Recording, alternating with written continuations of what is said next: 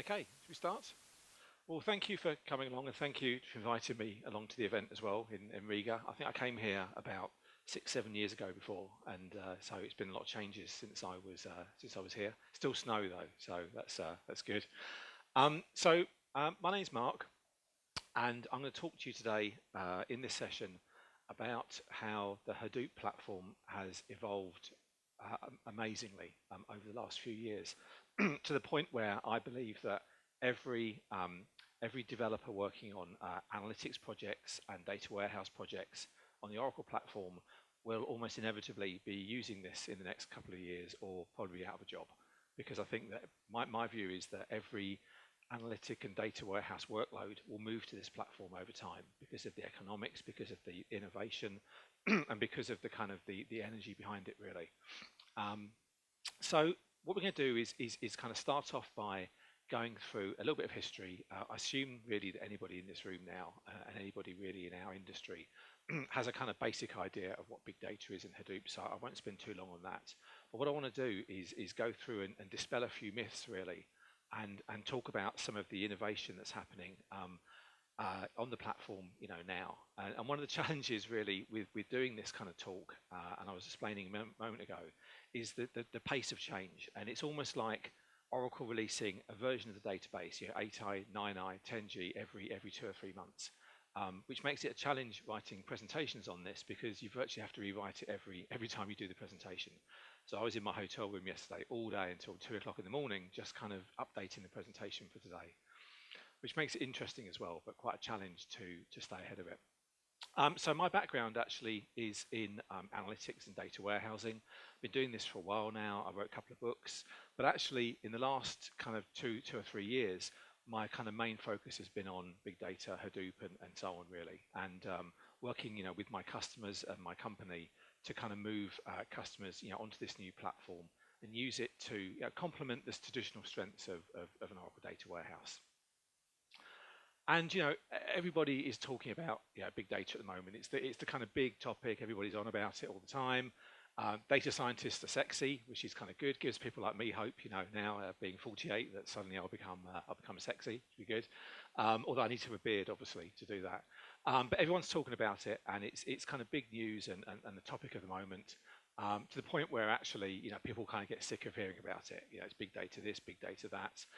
And I think that we tend to focus a lot on these kind of, use cases to do with kind of Internet of Things and sensor readings and so on. But again, my analogy here with other things is to say that it's like the space race. There were lots of technologies that came out of the space race and putting man on the moon and so on, upside down pens and kind of, freeze dried meals and all these that, you don't need to go to the moon to get benefit out of really.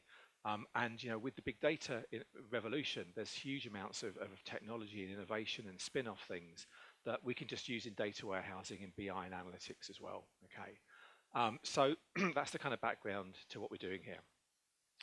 And I suppose really for anybody in this room, why is Hadoop, why is big data of interest to us? And I'm assuming that most people in this room are probably data warehouse developers, BI developers, or just general developers working, on projects around kind of traditional technologies, but they need to have an element of kind of analytics and so on in there really.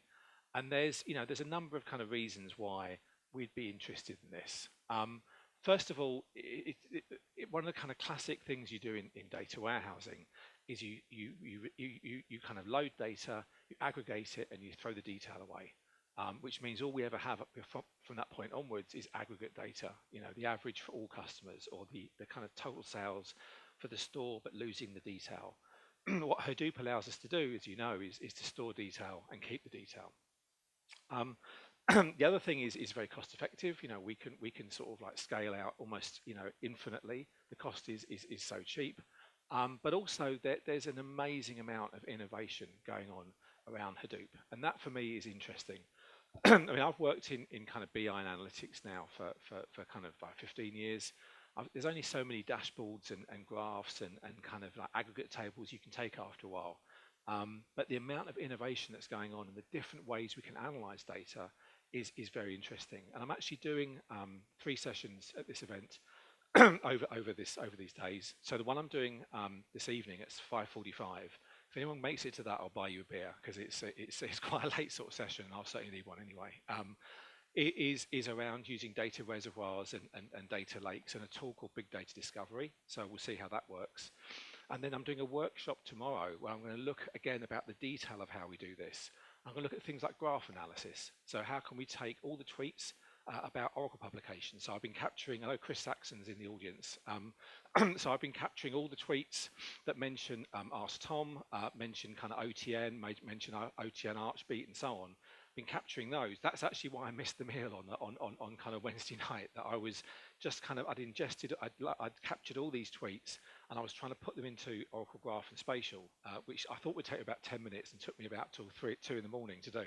But I'm going to show you that on the Friday and show you how we can do things like graph analysis and sentiment analysis and how we can work with data, put it into HBase and so on, and do some kind of big data analysis. So there's some kind of very interesting things going on with that.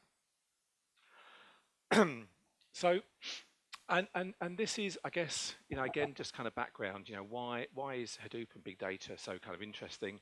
Well, it's this kind of flexible storage, cheap storage for storing data that isn't kind of tabular. So typically you don't take data out of your business suite and load it into Hadoop. I mean, you could do maybe as an archive or something, but that's not really kind of where the strength is. It's about taking data from kind of events, from logs, from social media, all these kind of non-traditional data sources, ingesting them typically in real time, as we'll see in a moment, storing them in file format or increasingly now in things like the cloud, so object storage in the cloud, so S3 or Oracle Cloud Storage, and then using these new types of applications to understand and analyze the data. So these are all the kind of things that we're finding Hadoop is used for at the moment, Hadoop and big data. And then what customers are asking us to do now, and what we're working with customers on, is using this technology to complement kind of traditional data warehouses.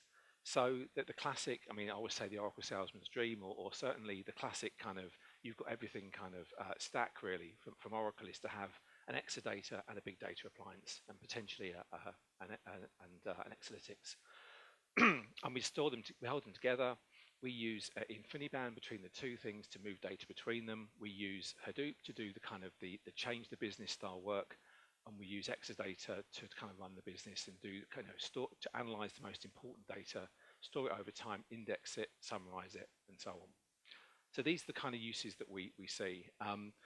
And most projects that we see now, although they're innovative, they tend to use, and we'll come back to this in a moment, MapReduce as the underlying kind of mechanism for moving data around. And we'll come in a moment to the strengths of that and the weaknesses of it and so on as we go on.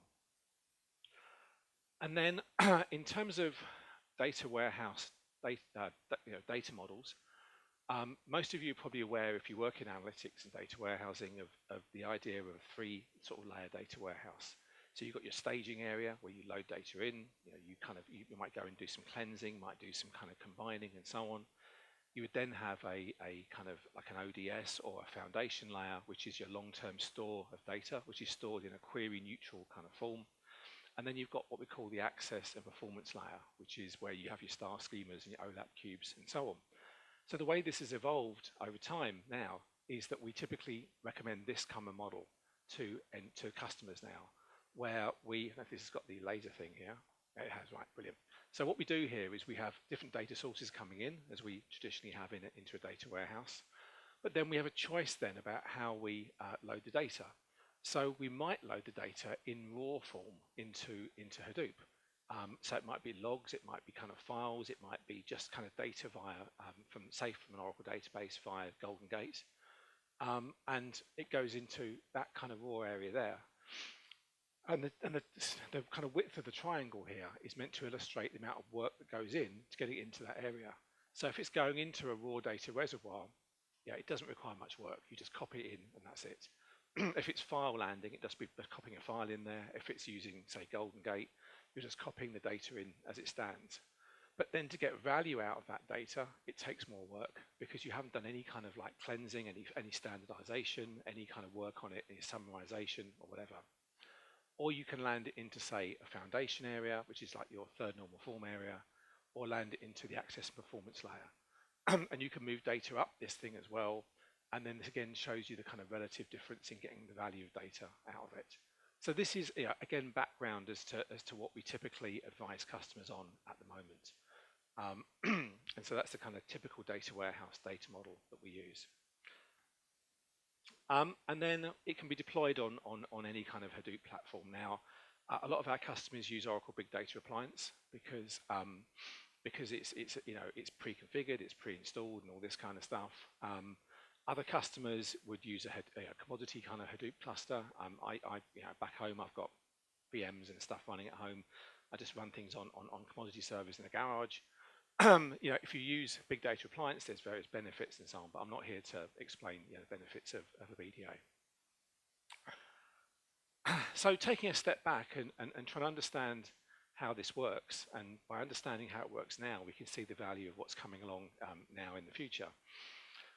All of these things we've seen, all of these kind of like features and things we've seen are all based on the idea of this kind of Hadoop distributed processing platform, which I'm sure most of you are probably aware of. And this breaks down, or currently in its current form, breaks down all work into what's called mapping and reducing. So it's selecting things, aggregating things, but it works in a very distributed form.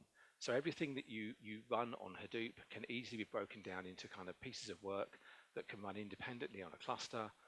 There's no dependency between those items and so on, and it's very easily distributed over an almost infinitely kind of big cluster, really. And again, contrasting, say, with an Oracle database, I know this is a kind of massive, generalization, but the more nodes you add to a rack cluster, probably the less stable it gets. You had like a 20-node rack cluster, then good luck to you trying to get that running and kind of stable and so on. But the more nodes you put into, say, a Hadoop cluster, then in theory, the more stable it gets. I mean, that's a massive generalization, but in general, shared nothing architectures get harder to run the more nodes you have. And to the fact where actually in Oracle 12.2, there's now going to be a sharding option in there as well, which is, again, in quotes, sort of interesting. Right, so distributed processing and so on and so forth. Now, there's something that made Hadoop much more relevant to Oracle developers and people like me is this thing called Hive. Now, again, I'd imagine most of you are aware of what Hive is. It's like a SQL access layer, a SQL metadata layer, an access layer over Hadoop files to allow people to write SQL-like queries against the data. Those queries then get converted into MapReduce code in the background, and then data is returned to you. Now, this isn't the only way you access data in Hadoop. Typically it's the kind of end stage where you're providing access to end users, or you're doing some form of aggregation or something in the cluster on data coming in. But Hive was the kind of big innovation that all the traditional vendors like Oracle and SQL, Microsoft and Informatica and all these kind of companies then used as the method to kind of query Hadoop data. And as you see here, tools like Oracle BI, Oracle Data Integrator, these can all make use of Hadoop data by using Hive as an access point, okay? Or more recently, things like Impala and so on there. And funny enough, funny thing when you look on the internet, you look up a topic, and you realise you're the only person that ever talks about it. And I did a search on Google a while ago for OBIE and Hadoop, and it kind of I looked at the results, and every single result was me, which was kind of either it means I've got that market covered, or it means that I'm completely missing the point here of kind of what is interesting to people. And I think actually it's probably both, really, which is I think I've covered the topic pretty well. But I think that accessing Hadoop via Hive through OBIE is massively missing the point of what the kind of whole thing's about, because it's incredibly slow to use. I think any customer that comes to me and says, I want to get OBI, Oracle BI, connecting to Hadoop via Hive, can you help me getting it work? I tend to kind of take a step back and think, well, and say to them, what are you trying to do? Because actually it's not really a viable kind of mechanism for doing it, because it's slow, because it misses the point of what it's all about, really. But I'll try and explain as we go on why I think that is, and why what's coming along is going to be a much, much better way of doing this. And in fact, this gets to the point, really, of what most traditional BI and ETL and DW developers think about Hadoop. So if you how many of you here work with Oracle BI or Oracle Data Warehousing? So a few hands. Okay, good. So I'm in the right room. That's good. So I wasn't too sure whether anybody would be, whether it would be, because it's quite a Java conference. And I was thinking I could massively kind of, miss the point of this. But okay. So most Oracle developers who play around with, say, the big data like VM, or they connect Oracle BI to Hadoop, their reaction is well, that's kind of a bit pointless, really. So what people tend to sort of say is, well, Hadoop and Hive, the initial incarnation of it, they're great for kind of batch processing, and that was actually what Hive was designed for. So if you're doing ETL work, if you're doing data transformation work, data loading work into Hadoop, Hive is fantastic for that, because SQL is a great language for doing things like aggregation, selecting, projecting, all this kind of stuff, really. But it's really just for batch. That was the first kind of feeling, and as I'll point out in a second, kind of misconception. It's also just for large data sets. So this again is when people think about big data, they think about taking all of the sensor readers for all of kind of Latvia, loading them in, reading them in kind of minute by minute, second by second, and doing this very kind of large scale work. But actually, Hadoop now, and I say Hadoop in a very kind of like broad sense, also is actually for small data sets now as well, which is interesting in quotes, because that typically eats into the market of the more traditional kind of vendors. It will always be slow because of its reliance on this thing called MapReduce. And if you've tried to run a query in Hive, through OBIE, it's hilarious how long it takes. I mean, it takes a minute to return the smallest amount of data, and it's absolutely unworkable, really. So to my mind, when people like Oracle say they support Hive as a data source for OBIE, it's just a tick box thing, because nobody in any kind of sense would ever use that. It's just pointless. So why it will always be slow. That's the other kind of preconception. All it can do is map and reduce, because that's what you hear about, map reduce.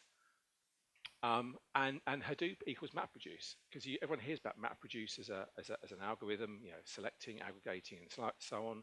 And so, I think Hadoop is often kind of put down as a animation there. That's why I was up till 2 o'clock doing that. What was I going to say? So there's this preconception again that Hadoop is good, but it's a bit like kind of file storage. You're just going to offload stuff to Hadoop. You're just going to store it there. It's a low-cost archive, and that's all we're going to use it for, really. So that's the kind of conceptions.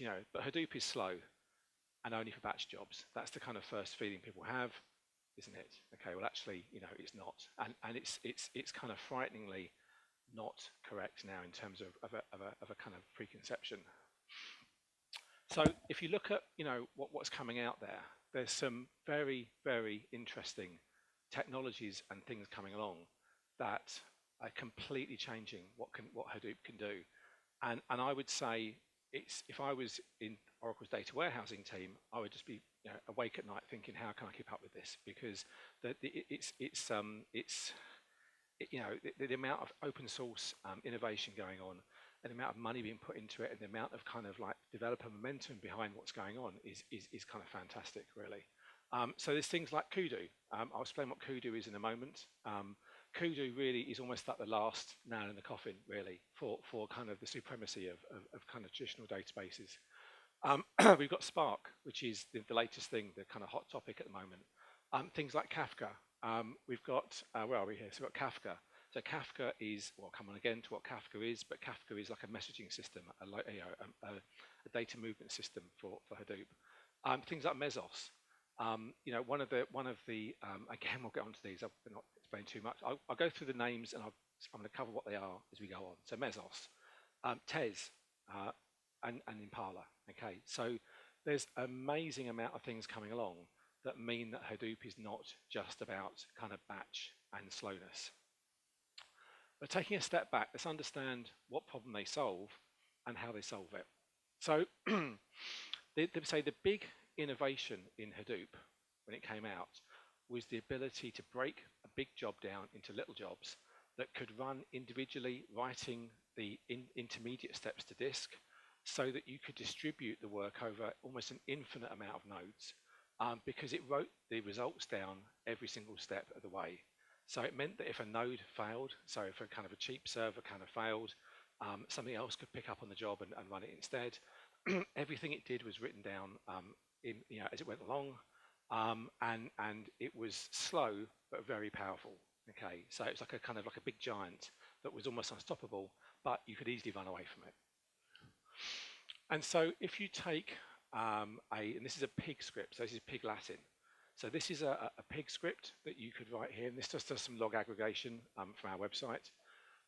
if you ran that through a sort of compiler on kind of an old Hadoop system, then it would compile down into a series of steps that would then get written to disk at every kind of intermediate stage. And you can see the kind of the steps going on here as it kind of ran. Okay, and this was the original kind of way that Hadoop worked. And so the kind of the resource management platform, which was the Hadoop platform, was inextricably linked with the kind of processing kind of engine, which was MapReduce in Java and so on.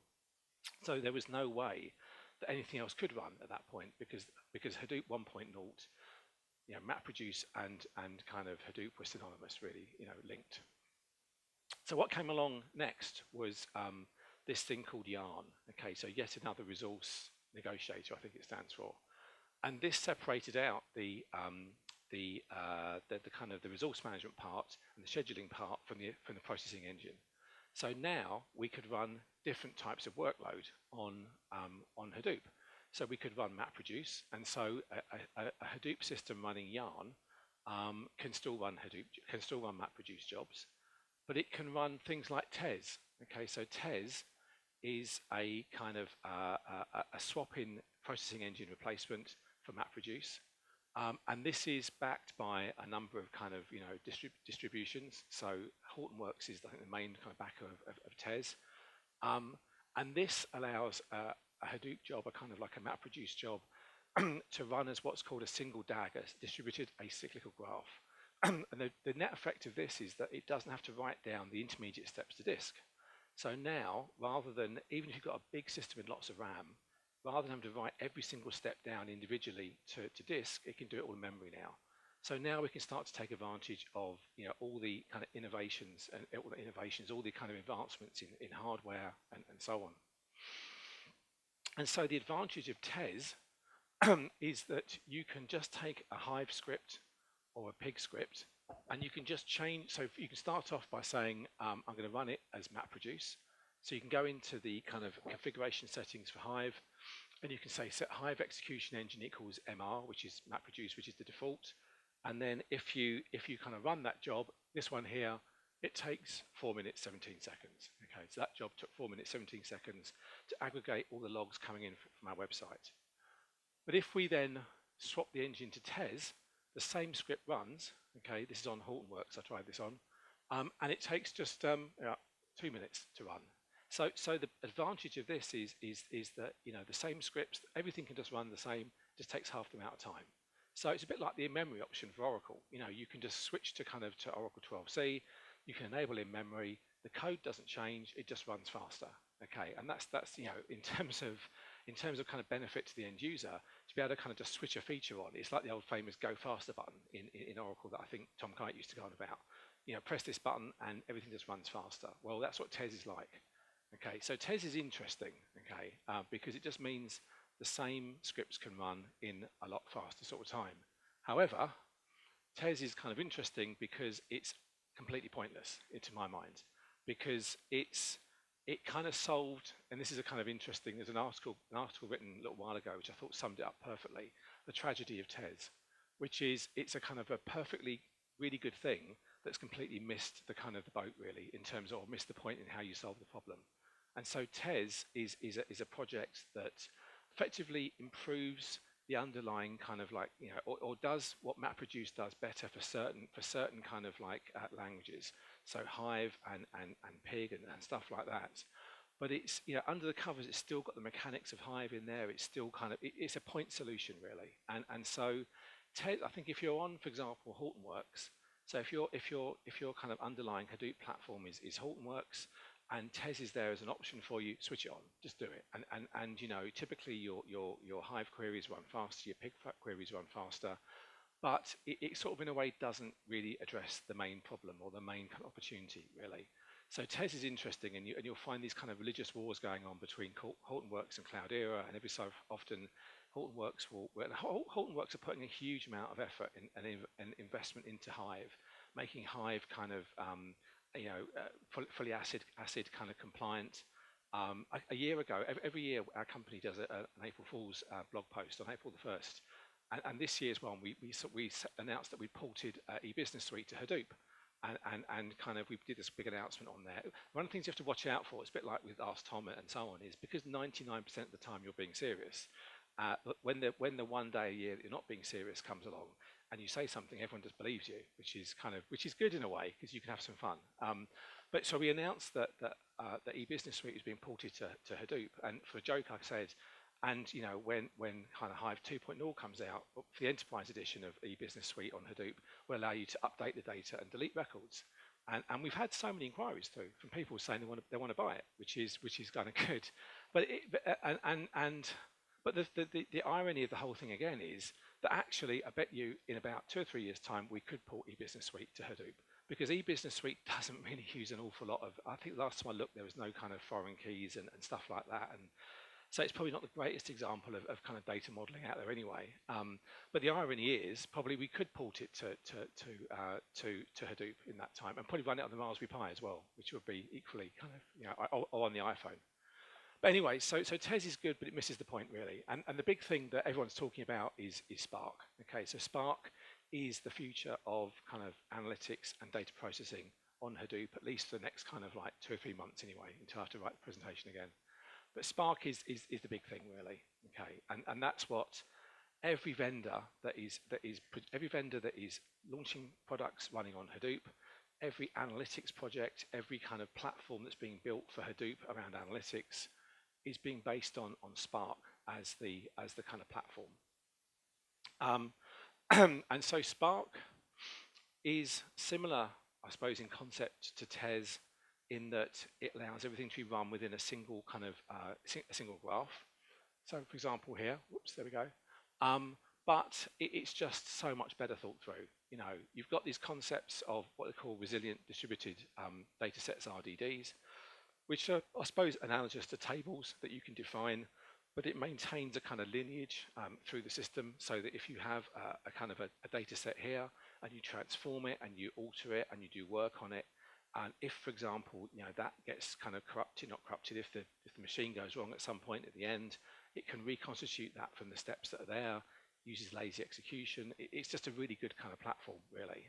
And so Spark is where the innovation is. How many of you do any work with Spark here? Any of you do any work with Spark? Yeah, so Spark is kind of where it's going at the moment. And so, yeah, my kind of, in terms of my team back in the office, you know, this is what we develop in now. This is the kind of direction that we tell staff to kind of to learn and to do things with.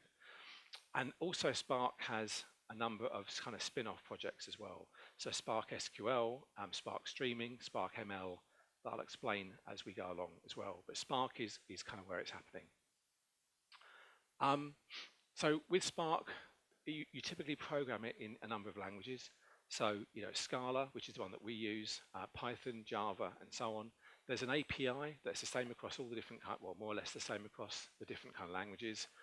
I suppose the thing that is the biggest kind of learning curve, or the biggest kind of hurdle to working with Spark is, you know, for example, learning Scala. And Scala is an interesting language in that it's sort of based off Java, or uses some Java kind of features and so on.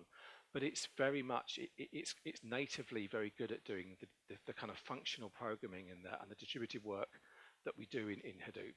So Scala is an interesting one in that it really, more than anything, really kind of you benefit from just taking a step back and doing some reading and actually studying it before you start doing it. I think, you know, to try and just hack your way through Scala without ever reading the manuals or understanding the kind of logic of how the language works, you're going to get into trouble after a while, really. I think it's, you know, for me, I had to, at some point, I'm the kind of quintessential kind of hacker, and I was trying to go through there looking at blog posts and trying to read stuff, but I had to take a step back and just read through this and understand some of the concepts behind how Scala works.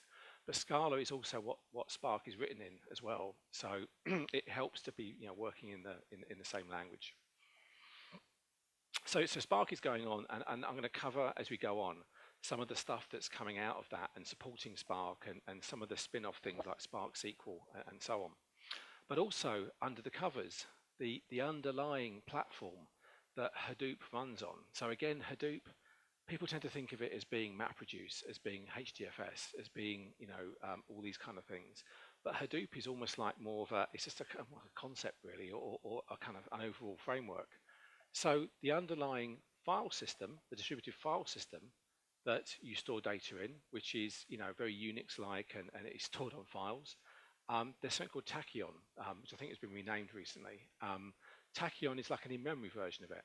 So if you've got Spark running in memory, which is its main kind of benefit compared to say MapReduce, then it makes sense to have an in-memory file system. And so Tachyon is that. There's also Mesos as well. So Mesos is a resource management framework, so resource management, and in fact, anybody in this room who is an Oracle developer, who works on a shared Oracle database knows how hard it is to do to share resources and fairly distribute resources on a kind of Oracle system. And this is a system that I remember I worked on an Exadata project a couple of years ago with Martin Woodlake, one of the guys who's on the scene as well. And it surprised me even then how hard it was to isolate a data warehouse workload from a BI workload on an Exadata machine that had an Oracle database on there that was version 11.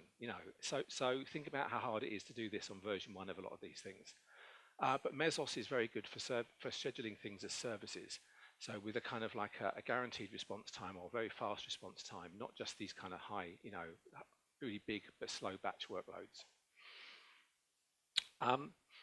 And so as well as it being in memory, we also have real time. And so most data feeds into Hadoop are real time. And so in fact, the default method of loading into Hadoop is real time, which is the opposite of data warehousing, really, where we tend to kind of do a batch load. In fact, we do a one-off load at the start.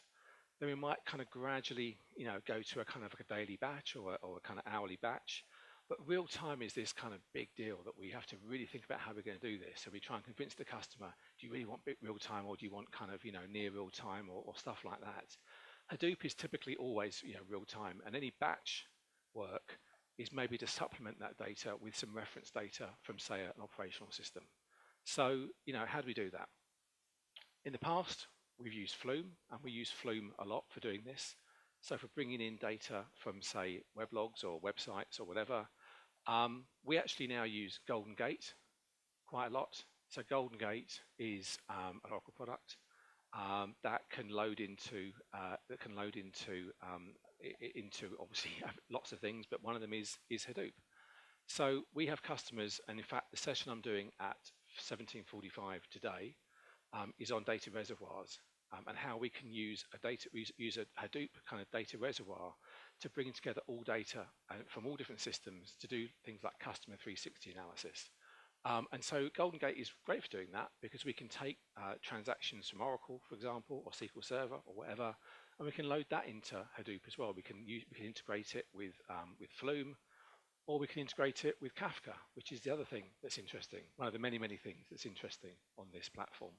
And so Kafka came out of LinkedIn, and Kafka is rather than the point-to-point integration that we get with Flume, Kafka is more like messaging, like a message bus. So we can bring in events and log items, maybe things like Oracle transactions, or we can bring in things like events or log items or whatever, and we can put it onto the Kafka kind of bus, and then we can distribute it to lots of places. It's very resilient to the point where it can almost be a platform in itself. And one of our ACE Director kind of colleagues, Gwen Shapiro, works there. We know them quite well, Confluent, and it's a good kind of platform. Again, it's open source, but it's very good, very interesting. And then the other part to all this is how do we then process this data coming in? So notice the theme here. We've gone from being batch-based, which is what people thought Hadoop is about, to now being real-time loading. Okay, we've got real-time processing. And we've now got Spark Streaming, which is the same code base of Spark, but allows us to actually process data on the fly.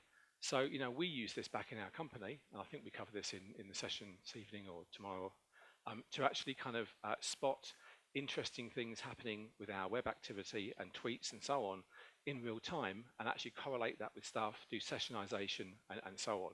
So it's all real time and it's all kind of processing. But, okay, so you're kind of good so far. It's all real time, it's complicated, but it's kind of interesting. So, but Hadoop development is only for Java developers. And so this again was my concern when I got into this, because my background is not in Java development, really. My background's in SQL, PL SQL, all this kind of stuff. So Hadoop is only for Java developers. The answer is no. There's a lot of stuff, and you hate to admit this, and you hate to kind of like to say, okay, you might have been correct, but there was Oracle a couple of years ago was saying, SQL is the kind of the lingua franca of Hadoop. And I was going, ooh, no, you would say that, wouldn't you? You would say that. But they're kind of correct in a way, in that, much as it kind of pained me to kind of yeah, okay, all right then. So SQL, because the reason I kind of was skeptical is because when the Hadoop discussion was all about kind of unstructured data and Java and all that, it was quite hard for Oracle to be relevant, I think, in that kind of discussion.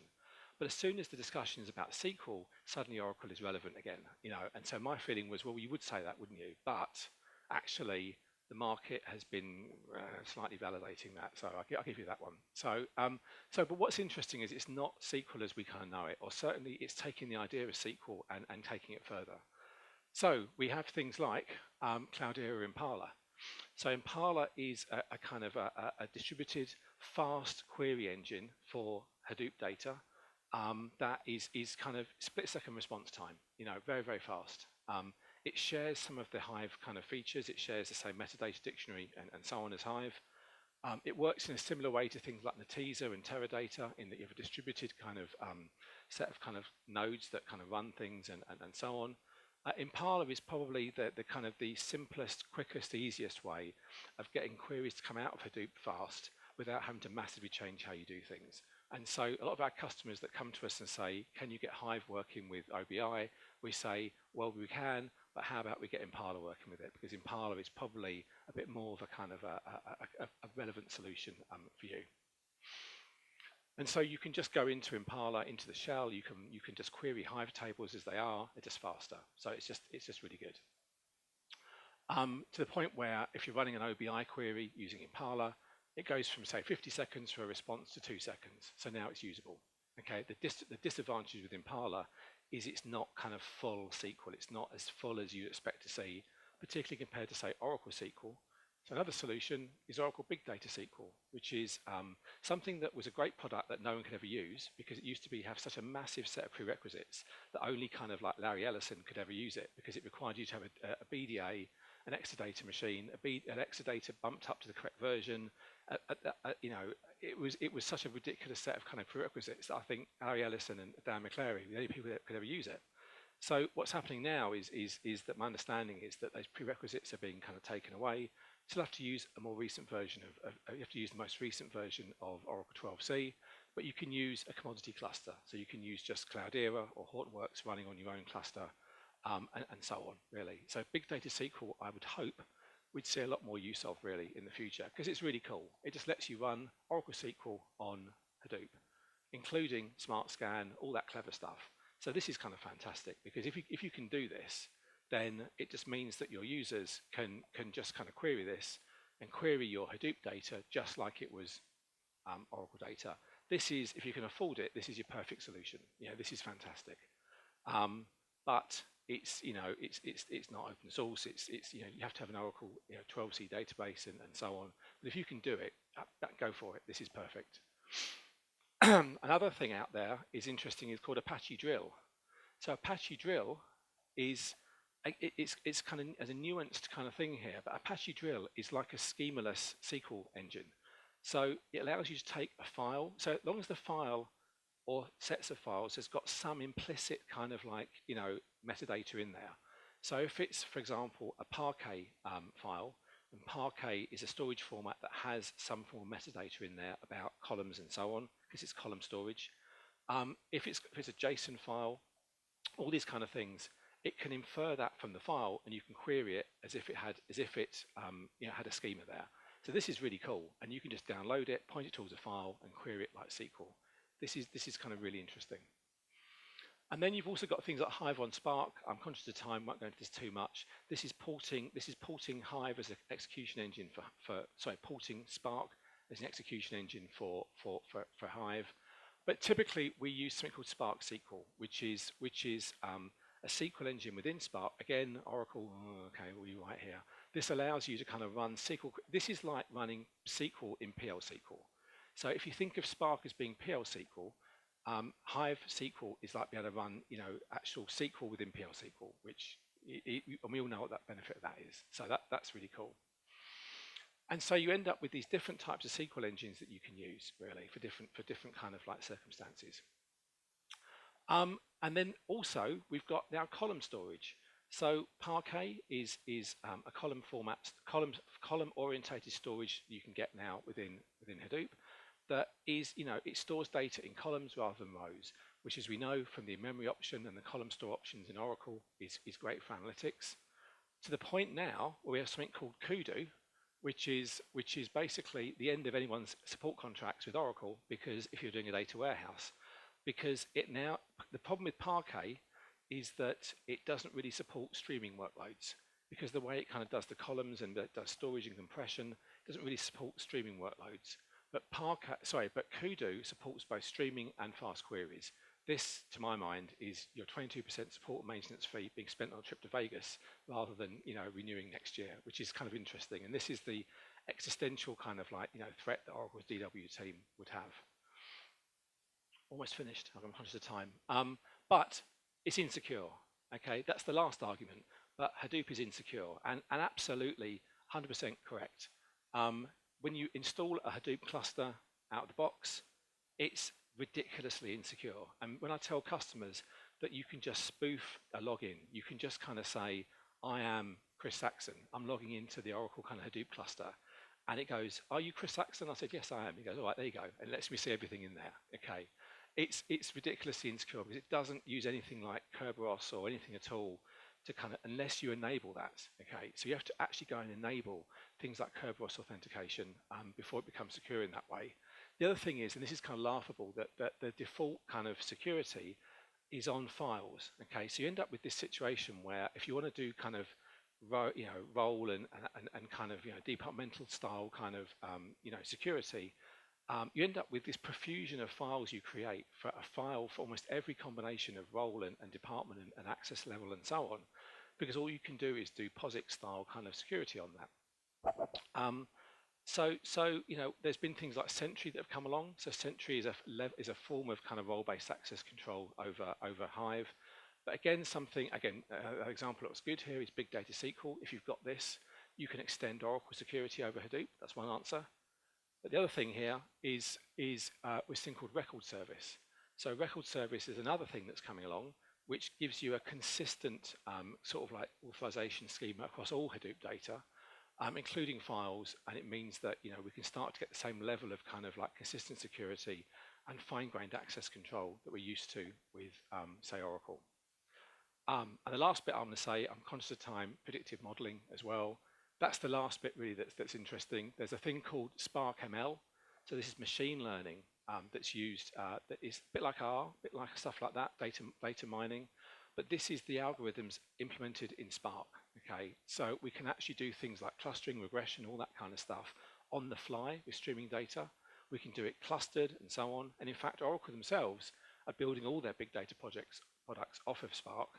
And there's one example that's actually out there now, which is Big Data Preparation Cloud Service, the most boringly named product I can ever think. Apart from what was the backup device they had? The Oracle Secure Backup device that was, it's very literal kind of naming, isn't it? Really, it's like I'll tell you my analogy at some point as well with naming. But it's but they use Spark ML to automatically classify data coming in via files and suggest to you what the name of the column should be, and actually identify if it's got, say, secure data, well, got what's the word? I think got credit card data in there as well.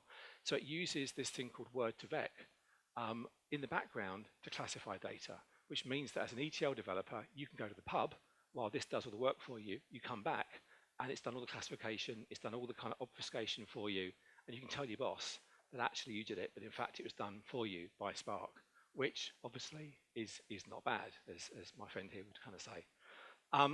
So I guess my point really is there's a lot of stuff going on in Hadoop, and don't dismiss it as being just this kind of batch-based, very slow Java kind of platform. There's some very kind of clever stuff going on in there. And excuse me, as Oracle developers, I would say it's absolutely crucial that you understand this stuff, because I think not the same with OLTP, not the same with kind of like transactional stuff, but with kind of data warehouse and analytic workloads, this is where it's all going to go. You know, I cannot see any reason why you would use anything other than this for your workloads in the future. Now, the great thing about it is it can interoperate with Oracle. You know, you can use Oracle are extending it and they're kind of enhancing it and so on and so forth. But the underlying platform is fantastically innovative. It's in memory, it's fast and all that. And this is kind of where my career is going. You know, this is kind of what I think is interesting. So a lot of stuff there. Anyone using any of this stuff at all? Anyone using Spark or stuff at all for analytics? Anybody? Yeah. Any questions at all from anybody? Any sort of thoughts or observations? Yeah.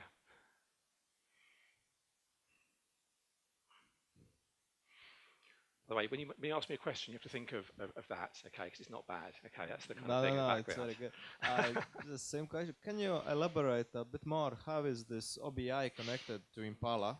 Yeah. Is there built-in driver? Do we need ODBC driver? And particularly, what happens if we run OBIE on Linux? Good questions. Okay, so what I'll say to that is I'm doing a session tomorrow between 9 and 12. And that's what I'm going to do in the session. So today is more about concepts, but in tomorrow's session, 9 till 12, we're going into the detail of how we do this. So we're going to go into how we connect OBI to Hadoop. We're going to go into the detail of how we connect ODI to Hadoop. And we're also going to go through things like graph analysis with Oracle Big Data Graph and Spatial. So all the detail of how we do it, come back tomorrow. And then we're going to do it tomorrow between 9 and 12, because it is getting into the weeds, but we'll do that all with demos tomorrow. And if you want to see how that stuff works and play around with it yourself, if you download the Oracle Big Data Lite VM from OTN, that's what I'll be using for the examples tomorrow. Okay, so we'll cover that tomorrow. Thank you. Any other questions at all?